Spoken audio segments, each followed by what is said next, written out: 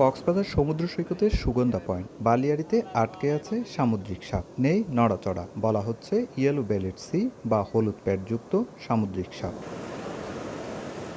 সমুদ্র বিজ্ঞানীরা জানান, হলুদ প্যাড সামুদ্রিক সাপ বিষধর। সাপটির মাথা লম্বা, যা আকৃতিতে শরীর থেকে আলাদা। শরীরের উপরের অর্ধেক কালো থেকে গাঢ় নীলাভ বাদামি রঙের এবং নিচের অর্ধেক হলুদ। ল্যাজ প্যাডেল আকৃতির এবং গাঢ় দাগ বা বারসহ হলুদ। দেহের নিচের এই হলুদ রঙের জন্যই একে ইয়েলো বেলিড নামে ডাকা হয়।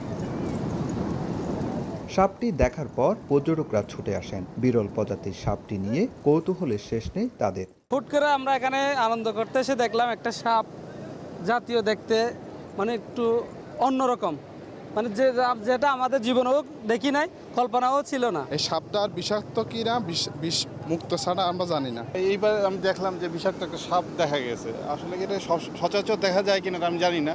সামুদ্রিক সাপ দেখার পর ছুটে আসেন সৈকতের নিরাপত্তা কর্মী জয়নাল আবেদিন। পরবর্তীতে সতর্ক অবস্থায় সাপটিকে বোতলে প্রবেশ করানো হয়। পরে সৈকতের নিরাপদ স্থানে গিয়ে অবমুক্ত করা হয় সামুদ্রিক বিষধর এই সাপকে।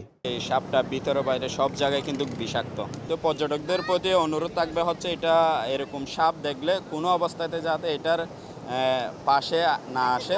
সৈকতে সামুদ্রিক সাপ দেখলে সবাইকে সতর্ক হওয়ার পরামর্শ প্রশাসনের। সচেতনমূলক কার্যক্রম পরিচালনা করি এবং জায়গায় জায়গায় আমাদের বড় স্ক্রিন আছে, এলইডি স্ক্রিন আছে, সেখানে আমাদের কি ডোজ অ্যান্ড ডনস আমরা সেগুলো প্রচার করে থাকি। উপকূল থেকে দূরে বসবাস করে বিদায় শুধুমাত্র অসুস্থ বা আহত হয়ে উপকূলে ভেসে এলেই কেবল হলুদ প্যাডযুক্ত সামুদ্রিক সাপে মুখোমুখি হওয়ার সম্ভাবনা থাকে বলে জানান সমুদ্র বিজ্ঞানীরা।